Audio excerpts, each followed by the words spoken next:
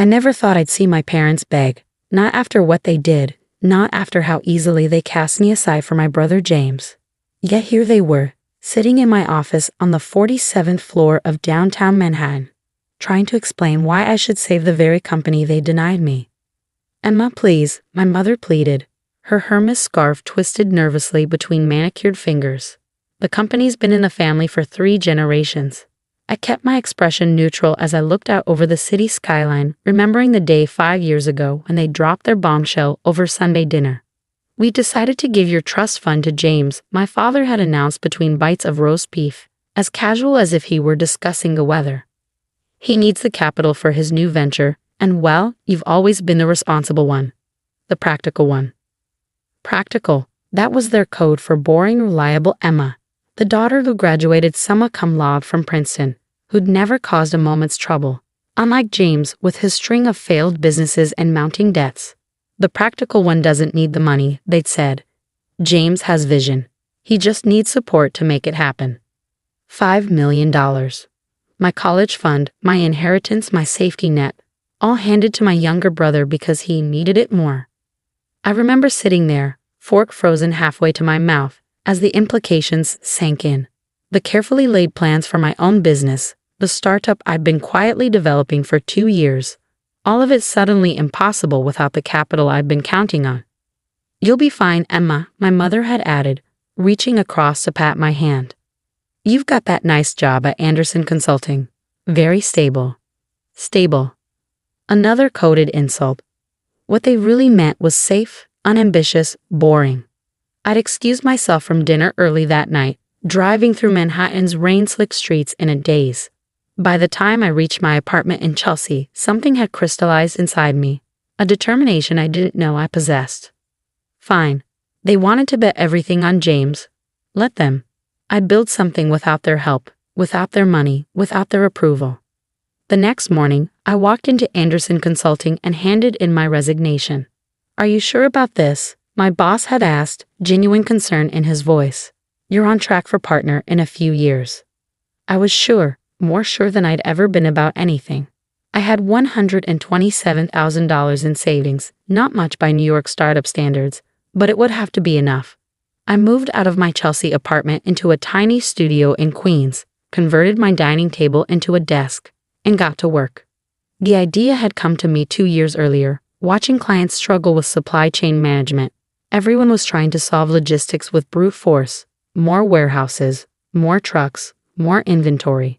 But I saw a different solution: artificial intelligence that could predict demand patterns and optimize distribution networks in real time. I called it Predict-A-Chain. For the next 18 months, I lived on ramen noodles and coffee, coding until my eyes burned, refining algorithms until they sang. I hired 2 brilliant developers, promising them equity because I couldn't afford proper salaries. We worked out of my apartment, laptops balanced on cardboard boxes, whiteboard propped against the wall. My family, of course, thought I'd lost my mind. "Programming? Really, Emma?" my mother had said during one of her rare calls. "I thought you were smarter than that. Look at what James is building." Yes, James, my brother had taken my trust fund and poured it into a luxury yacht rental platform. The Uber of boats, he called it. The fact that he'd never written a line of code in his life didn't seem to bother anyone. I stopped going to family dinners, stopped answering their calls, stopped trying to explain what I was building. They wouldn't understand anyway. Then came the day that changed everything. I was debugging a particularly nasty optimization problem when my phone buzzed. Unknown number. "Is this Emma Richardson?" a man's voice asked when I answered. "Speaking." "This is Marcus Chen from Accelerate Ventures. We saw your demo at the TechCrunch Hackathon last week. Very impressive. Would you be interested in meeting to discuss potential investment?" I gripped the phone tighter, heart pounding. Accelerate Ventures was one of the top VC firms in New York. They didn't waste time on small plays. "Of course," I said, keeping my voice steady. "When would you like to meet?" "How's tomorrow morning?" The next day, I put on my one good suit, the one I kept from my consulting days, and walked into Accelerate's sleek offices in the Flatiron district. Marcus Chen, it turned out, wasn't just any investor. He was their lead partner for enterprise software. "Walk me through how it works," he said, leaning back in his chair. For the next hour, I explained predicted chains architecture, how our AI could analyze historical data, weather patterns, social media trends, and dozens of other factors to predict demand spikes before they happened. How we could optimize delivery routes and inventory levels in real time, saving companies millions in logistics costs. Marcus asked sharp questions, drilling down into the technical details. I answered each one, grateful now for all those sleepless nights spent perfecting every aspect of the system. When I finished, he was silent for a long moment. You built this with just 3 people. I nodded. He smiled. How would you feel about $10 million in series of funding? I managed not to fall out of my chair, but it was close. What's the valuation? I asked, proud that my voice didn't shake. We're thinking $40 million pre-money. I did the mental math. Even after dilution, my stake would be worth more than the trust fund I'd lost. Way more. When can we start? The term sheet arrived the next day.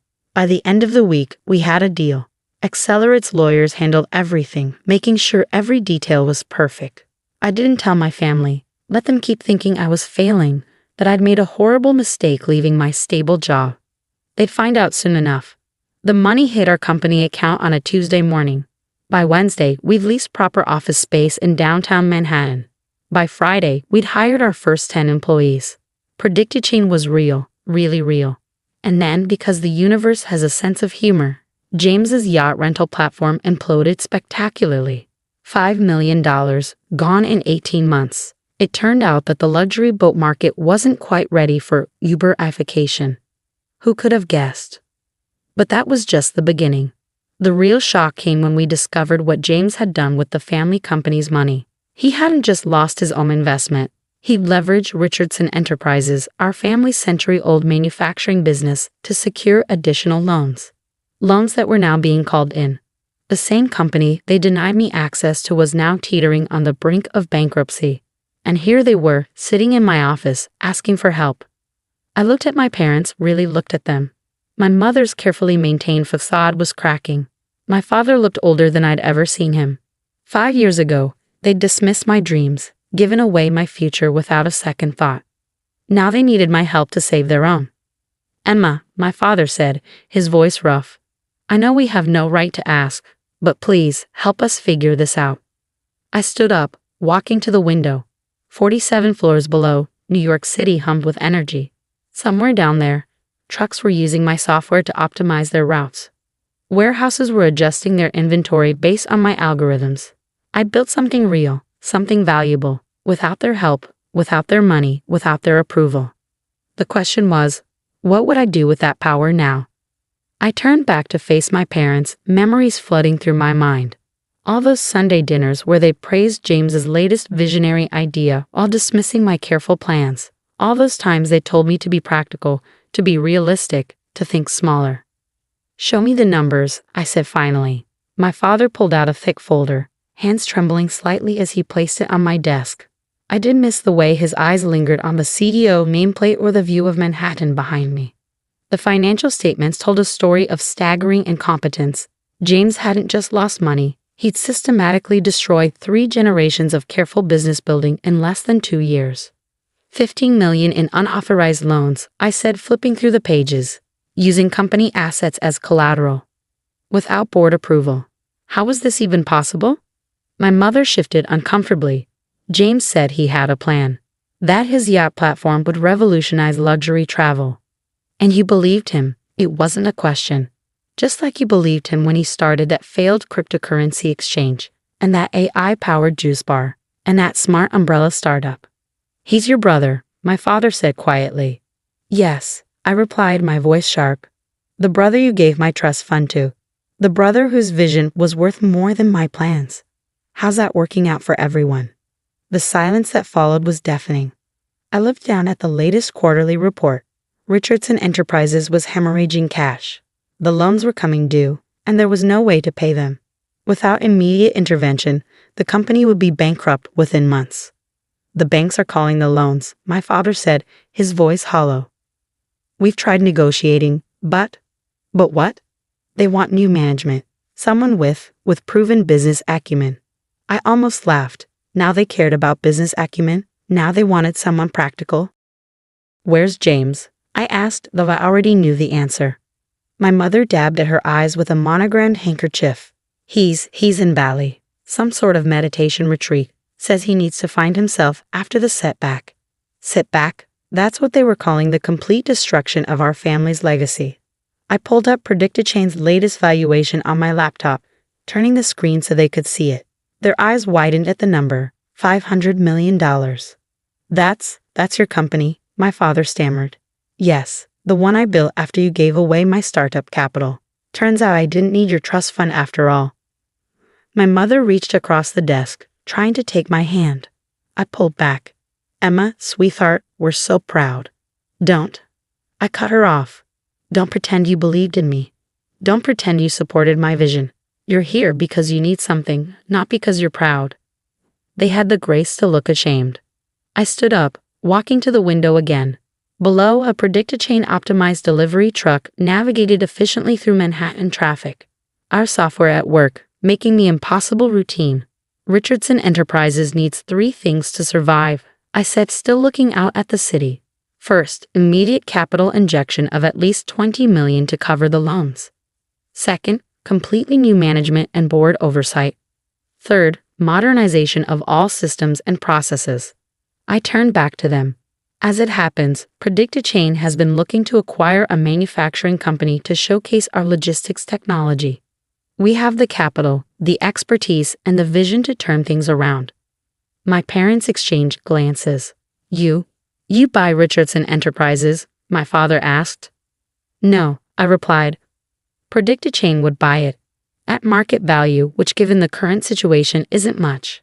I would install new management, implement our software systems, and restructure the entire operation. But it would still be in the family, my mother said hopefully. It would be owned by PredictChain.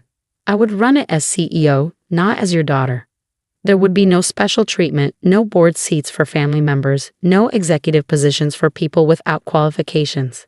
I looked directly at them, and James would have no involvement. Ever. The weight of what I was proposing hung in the air. I was offering to save the company, but at the cost of their control, their pride, their illusions about James.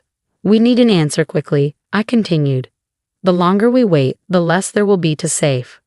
My father slumped in his chair, suddenly looking every one of his 65 years. Do we have a choice? There's always a choice, Dad. He made yours 5 years ago when he gave away my trust fund. Now I'm making mine. My mother started to say something, but my assistant's voice came through the intercom. Ms. Richardson, your 3 o'clock with Microsoft is here. I stood up. I'll have my lawyers draw up a preliminary offer. You'll have 48 hours to decide. Emma, my father said as they stood to leave. We were wrong. About everything. I looked at him for a long moment. Yes, you were. After they left, I sat at my desk, looking at the family photo I kept in my bottom drawer. It was from before everything, before James's failures, before the trust fund betrayal, before I learned what it meant to build something from nothing. My phone buzzed with a text from Marcus Chen. Heard Richardson Enterprises is in trouble. Interesting acquisition target. I smiled. Of course he'd heard. Nothing stayed secret for long in New York business circles. Working on it, I replied. Might need your help with the deal structure. Already ahead of you, he texted back. Team's drawing up proposals. Dinner tonight to discuss. I agreed to meet him at our usual spot, a quiet Japanese restaurant in Tribeca, where the private rooms ensured discretion. Before leaving the office, I called our head of engineering. Lisa, remember that manufacturing integration module we've been developing? I need it ready for deployment within 30 days. 30 days? She sounded shocked. Emma, that's barely in beta. Then we'll work nights and weekends. This is priority 1 now. After hanging up, I opened my laptop and began drafting an email to the board. They needed to understand why this acquisition made sense. Why it was more than just a family bailout. Richardson Enterprises had something PredictChain needed. A real-world manufacturing operation where we could prove our technology at scale. If we could turn around a failing traditional manufacturer using our AI-driven logistics, we'd prove our system could work anywhere. It wasn't about revenge. It wasn't about showing up my family or proving them wrong. But if those happened to be side benefits, well, who could blame me? My phone buzzed again. A message from James. Hey sis, heard you talk to mom and dad. Look, about the trust fund thing. I deleted it without reading further. He lost the right to explanations when he burned through my future without a second thought. Tomorrow, I'd start the process of saving our family's legacy. But I do it my way, with data, with technology, with the vision they dismissed as impractical. And maybe, just maybe, they'd finally understand what they'd thrown away 5 years ago.